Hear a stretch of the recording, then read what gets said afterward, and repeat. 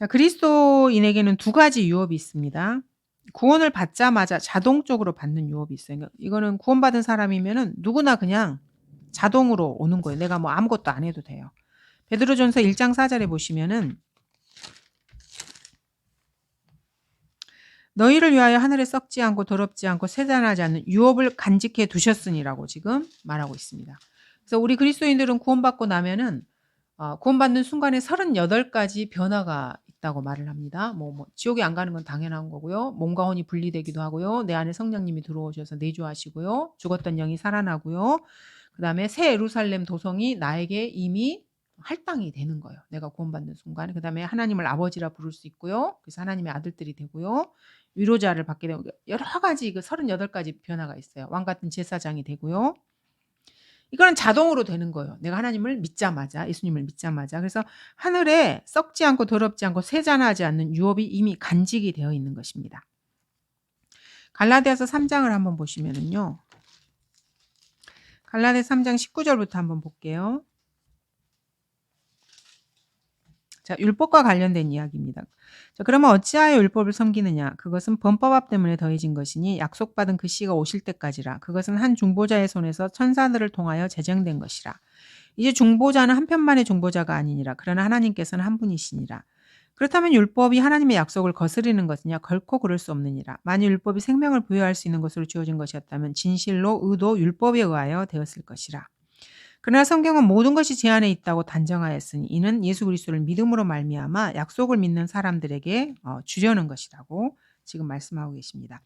율법을 주신 이유는 범법함 때문에 그러는 거고요. 왜냐하면 인간은 법을 어기는 존재예요.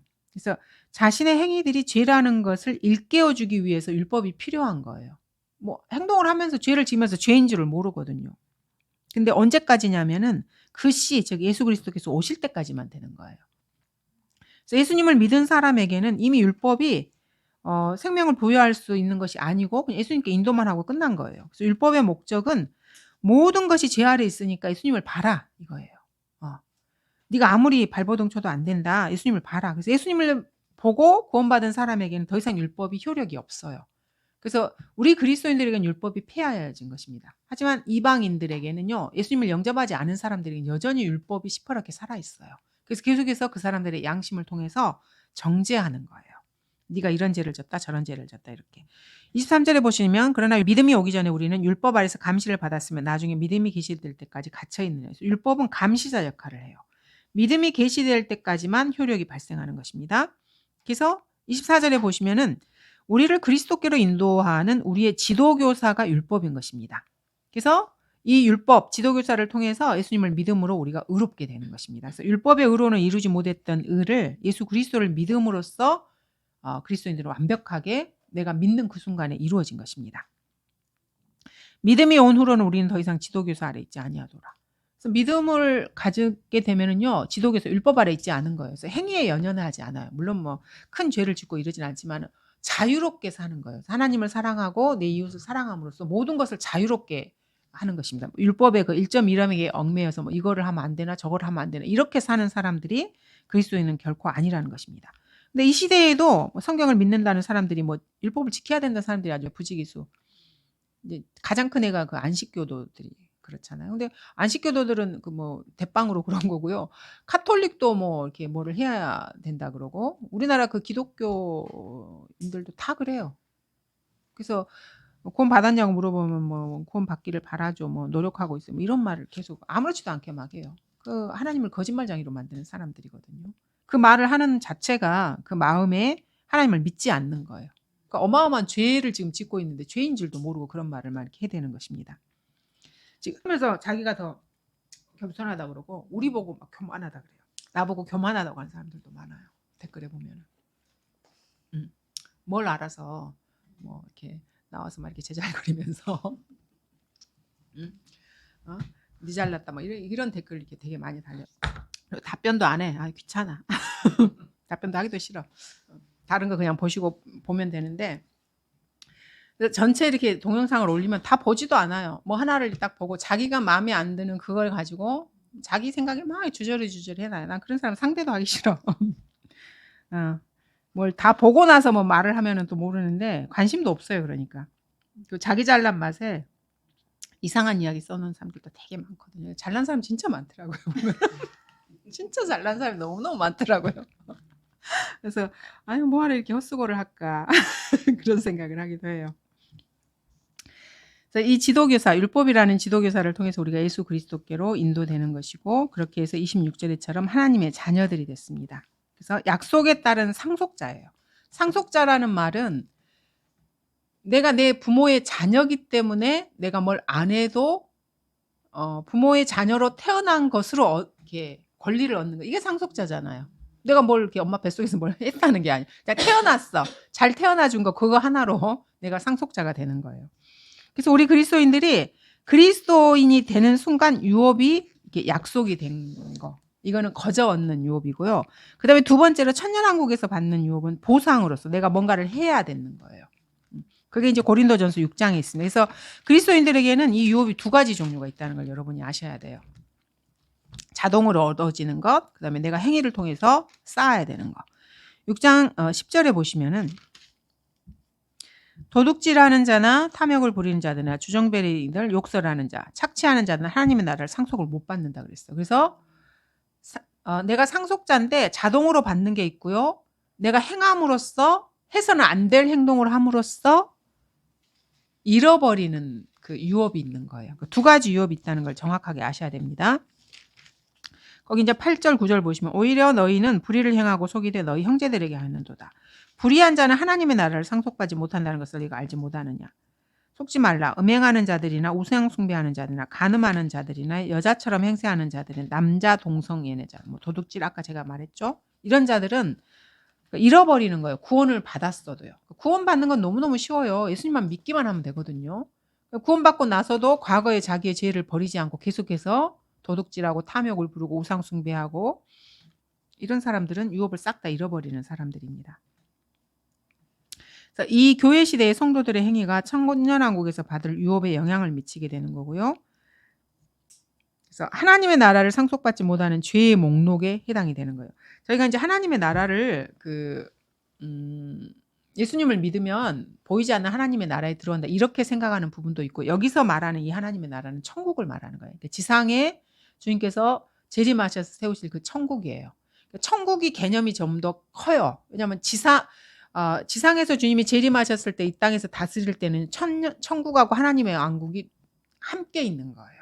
하나님의 왕국은 의와 화평과 기쁨으로 주님이 다스리는 왕국을 우리가 하나님의 왕국이라 그러거든요. 그리고 천국이라는 것은 실제로 눈에 보이는 그 정치 형태를 이 땅에서 실제 정치적인 행위를 하는 거 이거를 우리가 천국이라 그래요.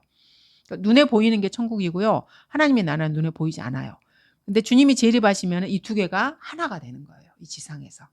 그래서 가끔 하나님의 나라가 이 천국과 관련돼서 쓰일 때가 있어요. 그래서 사람들이 이거를 이해를 잘 못하니까 하나님의 나라나 천국이나 같다라고 오해를 하는 거예요. 근데 그게 아니에요.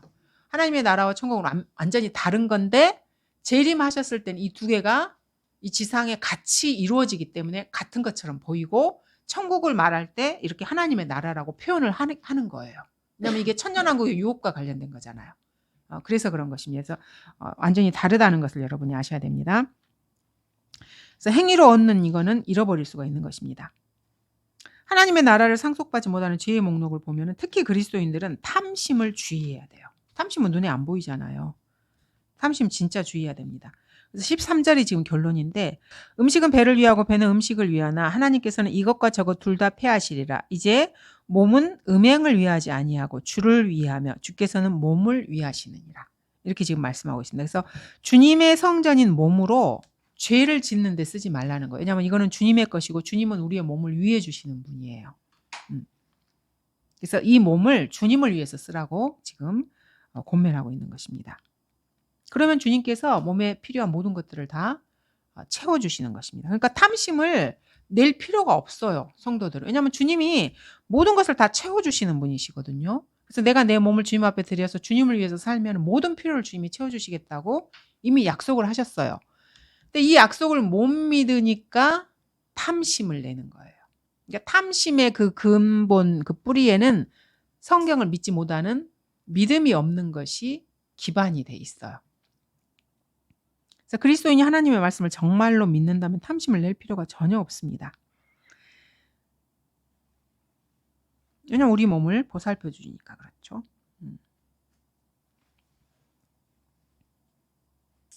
그래서 마가복음 1장 15절에도 보시면은요. 주님이 이 지상에 계셨을 때 이 두 왕국이 지상에 같이 있었어요. 마가복음 1장 15절 한번 볼게요. 자, 하나님의 나라와 천국의 개념이 조금 어려운 개념이에요. 사실은. 그래서 그러니까 기독교계에서 오해를 해서 이 두 개가 같다고 생각을 하는 거예요. 1장 15절에 보시면은 말씀하시기를 그때가 찼고 하나님의 나라가 가까이 왔도다. 자, 마태복음에서는요. 천국이 가까이 왔다 그랬거든요. 근데 여기서는 지금 하나님의 나라가 가까이 왔다 그랬어요. 그러니까 천국과 하나님의 나라가 같구나 사람들이 이렇게 생각하는 거예요. 근데 저번에도 제가 한번 말씀을 드렸지만 주님께서 거리에서 이렇게 말씀하시고 노상에서 사람들을 모아놓고 이렇게 말씀하실 때 어디에서는 천국이라고 말씀하시고요. 어디에서는 하나님의 나라라고 말씀하시는 거예요. 그 목적에 맞게 쓰시는 거거든요. 근데 천국은 눈에 보이는 왕국을 말하는 거고요. 하나님의 나라는 눈에 보이지 않아요. 근데 천년왕국에서 눈에 보이는 왕국이 임했을 때는 하나가 되는 거예요. 너희는 회개하고 복음을 믿으라. 천년왕국에서 하나님의 나라가 포함되기 때문에 천년왕국을 전파할 때 하나님의 나라라고도 쓸 수가 있는 것입니다. 그래서 이거를 오해하시면 안 되는 것입니다. 누가복음 17장에도 보시면은 이제 여기서는 지금 하나님의 나라가 눈에 볼 수 있게 오는 것이 아니라고 말을 해요. 그래서 사람들이 자꾸 헷갈려하는 거예요. 하나님의 나라와 천국의 개념이 조금 어렵기는 하지만은 이게 아주 중요한 부분이에요. 성경을 공부하는데. 이 부분만 정확하게 알고 있어도 성경을 나누어서 공부하는데 그렇게 어려움은 없습니다. 17장 20절에서 21절 보시면은 주께서 언제 하나님의 나라가 오겠느냐는 바리새인들의 질문을 받고 그들에게 대답하여 말씀하시기를 하나님의 나라는 볼 수 있게 오는 것이 아니니라고 여기서는 그렇게 말씀하시는 거예요. 그래서 우리 그리스도인들은 지금 현재는 하나님의 나라에 들어와 있어요. 예수님을 믿었을 때 보이지 않는 하나님의 나라에. 그래서 이제 뭐 여기 있다 저기 있다 해도 믿지 말라고 말씀하시면서 하나님의 나라가 너희 안에 있다라고 말씀하십니다. 사도행전 14장 22절에서는 사도행전 14장 22절 볼게요. 14장 22절에 제자들의 혼을 강건케 해주시고 그들이 믿음 안에 거하도록 공고하며 또 우리가 많은 환난을 거쳐서 하나님의 나라에 들어가야 한다고 말하니라. 여기서 지금 하나님의 나라라고 지금 말하고 있습니다. 현재 이 교회 시대에 영적인 하나님의 이 나라에서 우리가 열심히 일을 하잖아요. 그러면 눈에 보이는 천년왕국이 임할 때 거기서 상을 받게 되는 것이에요. 근데 우리는 지금 하나님의 나라가 우리 안에 이루어졌는데 하나님의 나라에 들어가야 한다고 말한다고 지금 이렇게 말씀하고 계시잖아요. 이게 지금 천년왕국을 말하는 거예요. 그래서 천국이라는 개념이 천년왕국에서는 조금 더 큰 개념이라고 보시면 돼요. 그래서 하나님의 나라가 천년왕국에서 천국에서 이렇게 포함이 된다고 천국에 포함이 된다고 생각을 하시면 조금 쉽게 이해가 가능하실 것입니다. 천년왕국 때는 영적인 하나님의 나라가 천국의 일부분으로 존재하는 것입니다. 그래서 이 하나님의 나라라는 말이 천국에 대해서 천년왕국에 대해서 쓰일 때 천국 대신에 하나님의 나라라고도 표현을 하는 거예요. 하지만 다른 왕국이라는 것을 아셔야 됩니다. 예수 그리스도께서 예루살렘에서 통치하시는 천년왕국에서는 이 두 하나님의 나라와 천국이 공존하게 되는 것입니다. 마태복음에서는 전부 다 이게 천국이라고 표현이 됐죠. 마태복음 11장 12절에 보시면은 마태복음 11장 12절에 보시면 침례인 요한의 때로부터 지금까지 천국은 폭력을 겪고 폭력을 쓰는 자들이 힘으로 그것을 차지하느니라. 천국을 사람들이 폭력으로 쟁취한다는 표현을 지금 써요. 이게 왜 그러냐면은 눈에 보이는 왕국이기 때문에 그래요. 그래서 요한의 때부터 해서 예수님 그 사이 얼마 안 되는 그 기간에 이 지상에서 사람들이 천국을 탈취하는 거예요. 자기들 멋대로 이렇게 보이는 그 왕국에서 이 왕권을 탈취하는 것입니다. 그리고 이스라엘이 신정통치 국가였잖아요. 사실은 천국이 그 지상에 그들이 하나님께 정말로 순종을 하면 천국이 사실은 임한 거예요, 거기에. 왜냐하면 주님이 다스리는 나라거든요, 거기가. 실제 그 땅에서 다스리는 거기 때문에. 근데 이제 불순종해가지고 뭐 천국이고 뭐고 엉망진창이 돼버렸잖아요. 그래서 천국은 지상에 있고요, 물리적이고 눈에 보여요, 실제적이고요. 그리고 눈에 보이는 왕이 있고요, 왕국도 있습니다. 그래서 천국은 폭력과 힘으로 탈취가 가능한 거예요. 왜냐하면 눈에 보이는 게 물리적인 왕국이기 때문에 그런 것입니다. 근데 예수 그리스도께서 천국의 합법적인 상속자예요. 근데 종교 지도자들이 마음에 안 들어 하는 거예요, 예수님을. 이 천국의 왕을. 그래서 천국의 왕을 살해해 버리는 것입니다. 그래서 이 천국을 자기들이 탈취하고 싶어 하는 거예요. 그래서 왕을 죽이면 자기들이 왕 노릇을 하겠다고 생각을 한 거죠. 그래서 살해를 해 버렸어요, 왕을. 그래서 하나님께서 천국을 그냥 감추어 버리시고요. 신비의 형태로 천국에 감추어 버리고 이방인들에게 하나님의 나라를 제시하게 되신 것입니다. 그래서 지금 우리가 하나님의 나라 안에 들어와 있어요. 예수 그리스도를 믿어서요. 이 두 개를 혼돈하시면 안 됩니다. 다니엘서 2장에 보시면은요. 다니엘서에서는 주님께서 재림하셔서 천국을 세우실 것에 대한 이야기가 되게 많이 나옵니다. 인류 역사의 그 왕의 그 금신상부터 해서 쭉 이렇게 이렇게 열거를 하면서 결국에 마지막에는 주님의 재림을 지금 언급하고 있는 거예요. 다니엘 2장 44절부터 45절에 보시면은 왕께서 철과 찻진 진흙이 섞인 것을 보셨으니 그들은 사람들의 씨와 섞일 것이나, 이것도 너무너무 재밌는 표현이거든요. 인간은 흙이잖아요, 몸이. 이 흙이 철과 섞인대요. 여러분 로보캅 아시죠? 영화. 사람이 죽었는데 뇌는 그 사람을 그 뇌를 쓰고요. 몸은 철이에요. 이 이야기 같은 이야기잖아요. 그래서 대환란이 가까워지면은요. 이런 과학 기술을 통해서 인간을 로봇과 섞는 거예요. 그 사람 몸에 칩을 씹고 뭐 로봇팔 뭐 이렇게 만들어서 이렇게 하고 하잖아요. 뭐 지금은 뭐 장애인들을 위해서 뭐 한다 이렇게 하는데 이렇게 몸을 바꿔가는 거예요. 철로. 그래서 이 철과 몸이 섞이는 거예요. 이게 지금 말세의 징조예요. 주님이 오실 날이 가까운 거예요. 대환란이 가깝고. 근데 다니엘서에 이게 기록이 돼 있어요. 신약도 아니고 다니엘서에. 뭐 이 시대에 무슨 과학 문명을 본 것처럼. 철과 찼은 진흙이 섞인 것을 보셨으니 그들은 사람들의 씨와 섞인, 그러니까 인간의 DNA와 이 철이 섞이는 거예요. 그냥 뭐 이렇게 팔만 이렇게 하나 뭐 로봇캅처럼 하고 이런 게 아니고요. 그러니까 인간을 기계화 시키는 거예요. 이 표현 너무너무 재밌지 않아요? 여러분 옛날에 저 어렸을 때 은하철도 999라는 만화 되게 유행했거든요. 그때 인간을 기계로 바꿔서 영원한 생명을 주는 거예요. 그 여행 과정을 이렇게 하는데 그때는 어렸으니까 그런 걸 몰랐는데 나중에 보니까 그게 그렇더라고요. 같은 맥락이에요. 그래서 이런 만화 영화나 사람들이 생각하는 그 유토피아나 지금 뭐 4차 산업혁명이라 그러나 5차 산업혁명 이런 걸 보면 전부 AI 이야기를 하잖아요. 다 같은 맥락이에요. 전부 다 같은 맥락. 그래서 AI가 발달하면 발달할수록 인간은 필요가 없어지는 거예요. 왜냐하면 기계가 이걸 다 하니까. 그래서 인간들이 기계화 되어 가는 거예요. 왜냐하면 그냥 인간의 몸으로는 기계를 감당할 능력이 안 돼요. 다 잘리는 거예요. 한마디로 말하면. 근데 주님께서 뭐라고 말씀하시냐면 그들이 서로 합하지 못하는 것이 철이 진흙과 섞이지 못한 것 같아요. 근데 이게 이게 어느 정도 이렇게 모양새는 띌 수가 있는데 완벽하게 섞이지는 못해요. 이들 왕들의 때 하늘의 하나님께서 결코 멸망하지 않은 왕국을 세우시는, 이게 주님께서 세우실 왕국이에요. 재림하셔서 세우실 왕국. 그 왕국은 다른 백성에게 넘겨지지 않을 것이요 도리어 그 왕국이 이 모든 왕국들을 쳐부수고 말하여 영원히 설 것이니라. 그러니까 주님이 재림하시면 주님의 왕국이 인간의 모든 왕국을 다 쳐부수고 영원 무궁토로 이제 이어지는 것입니다. 그래서 우리가 주님의 재림을 목 놓아 기다리는 거예요. 주님의 왕국이 세워지기를.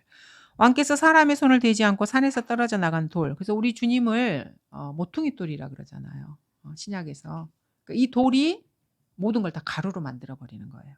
그 돌이 철과 녹과 진흙과 은과 금을 산상조각을 내는 것을 보신 것은 위대하신 하나님께서 이후에 있을 일을 왕께 알게 하신 것이니 그 꿈은 분명하고 그 해석은 확신하나이다. 이방인 왕에게 주님께서 주님의 재림을 보여주신 거예요.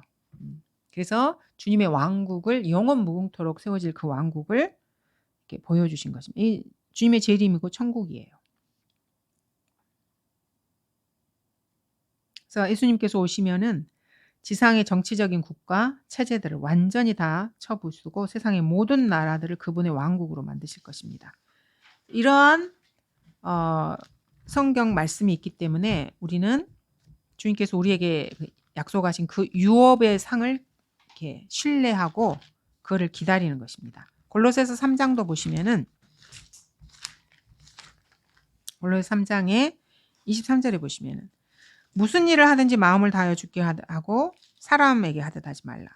이는 너희가 유업의 상을 주께로부터 받을 줄 아미니 너희가 그리스도를 섬기고 있습니다. 이러면서 유업의 상, 성취된 보상에 대해서 주님께서 말씀하고 계시는 것입니다. 에베소서 5장 5절에서도 주님께서 뭐라고 말씀하고 계시냐면은 너희가 이것을 알거니와 음행하는 자나 더러운 자나 욕심 많은 자 곧 우상 숭배자는 누구든지 하나님과 그리스도의 왕국에서 상속받을 것이 없느니라 라고 말씀하셔요. 욕심내는 게 우상 숭배예요. 그래서 그리스도인들이 가장 크게 잘 지을 수 있는 죄가 이 탐심인 것입니다. 탐심이 곧 우상 숭배이기 때문에. 그리고 음행이라고 하는 것은 자기 몸에 죄를 짓는 거예요. 자기 몸에. 근데 이 몸이 성전이잖아요. 성도 같은 경우에는. 근데 그 몸으로 죄를 짓는다? 그러면 주님이 그 몸을 가만 안 놔두시죠. 주님의 성전인데. 구약에서도 성전을 함부로 하는 사람 주님이 가만 안 놔, 그 즉사시키고 막 이랬잖아요. 언약궤를 이렇게 흔들렸다고 손 이렇게 자기도 그냥 선한 의도로 이렇게 했을 때 율법대로 안 했을 경우에 그냥 즉사시켜 버리셔요. 근데 지금은 우리가 그리스도인이 성전이잖아요. 고린도전서 6장 16절에 보시면은 또한 창녀와 합하는 자는 한 몸인 것을 너희가 알지 못하느냐. 그가 말씀하시길 둘이 한 몸이 되리라. 인간이 그리스도인들이 자기 몸을 가지고 음행을 행한다. 이거는 자기 몸으로 창녀의 짓을 하는 거예요. 18절에도 보시면 음행을 피하라. 사람이 범하는 죄마다 몸 밖에 있지만 음행하는 자는 자기 몸에 죄를 짓는 것이라. 성전을 가지고 죄를 지면 안 되겠죠. 19절도 또한 너희 몸은 너희가 하나님께로부터 받은 바 너희 안에 계신 성령의 전인 것을 알지 못하느냐. 너희는 너희 자신의 것이 아니니라. 그래서 지금 이 시대에는 성전은 그리스도인이에요. 뭐 교회 건물을 가지고 성전을 짓고 이런 거는 아니에요. 말도 안 되는 소리고 몸 자체가 우리 자신이 주님의 것입니다. 너희는 값을 치르고 산 것이니 그러므로 하나님의 것인 너희 몸과 너희 영으로 하나님께 영광을 돌리라. 주님의 것이기 때문에 주님께 이 몸을 드리는 것입니다. 이것이 헌신이에요. 내 몸을 하나님 앞에 드리는 거. 이게 로마서 12장 1, 2절에 나와 있는 그 말씀인 거죠. 로마서 8장 17절도 한번 보겠습니다. 8장 17절에도 보시면은 자녀이면 또한 상속자들이니 하나님의 상속자들이요 그리스도와 함께한 공동 상속자들이니 우리가 그와 함께 고난을 받는 것은 함께 영광도 받게 하렵니다. 그래서 이 시대에는 영광을 받는 시대가 아니고요. 그리스도인들이 하나님과 주님과 함께 고난을 받음으로써 주님이 주실 상을 기대하는 시대예요.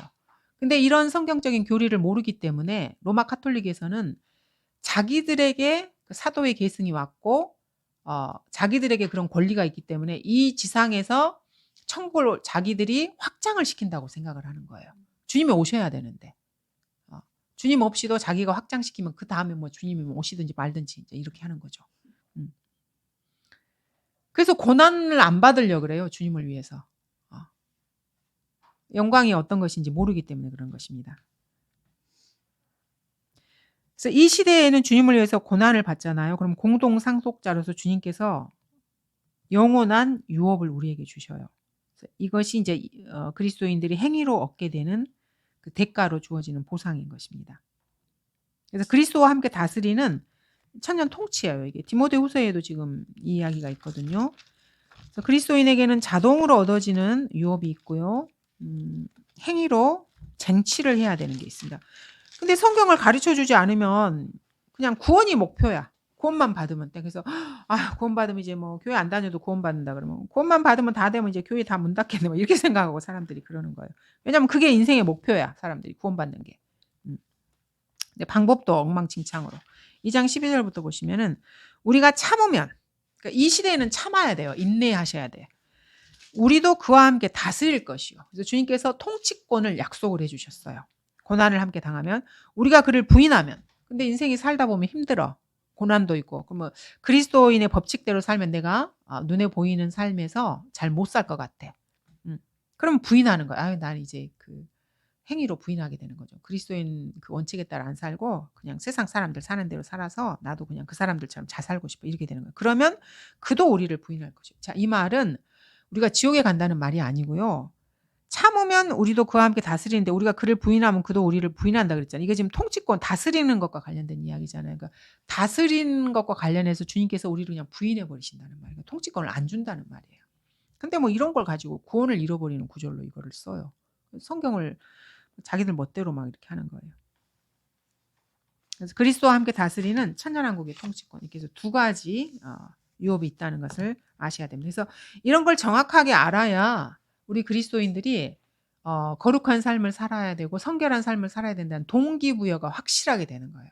구원이 목표이면은 구원만 받으면 그냥 땡이고 모든 게 끝났다. 이렇게 되면 이제 안 되는 거죠. 주님이 약속을 해주셨어요. 뭐 상을 받는 것도 중요하지만은요, 저는 그렇게 생각합니다. 주님이 우리한테 뭔가를 주시겠다고 이렇게 약속을 하셨잖아요. 그러면 주님이 주시겠다고 하셨기 때문에 내가 그거를 원하는 거예요. 근데 교만한 사람들은요, 괜찮아. 이렇게 생각을 하는 거예요. 그리고 뭐 상을 받기 위해서 뭘 한다 그러면 뭐 욕심꾸러기처럼 생각을, 난 그런 거 필요 없어. 이렇게 생각을, 아니에요. 주님께서 말씀하시는 게 순종하는 게 제일 겸손한 사람이에요. 주님이 뭘 주시겠다 그랬는데 내가 안 받겠다? 그 사람이 교만한 거예요. 뭘 모르는 사람이고요. 하나님을 무시하는 사람이에요. 주님이 주시겠다 그러면은요, 열심히 하셔야 돼요. 그래서 많이 많이 받으셔야 돼요.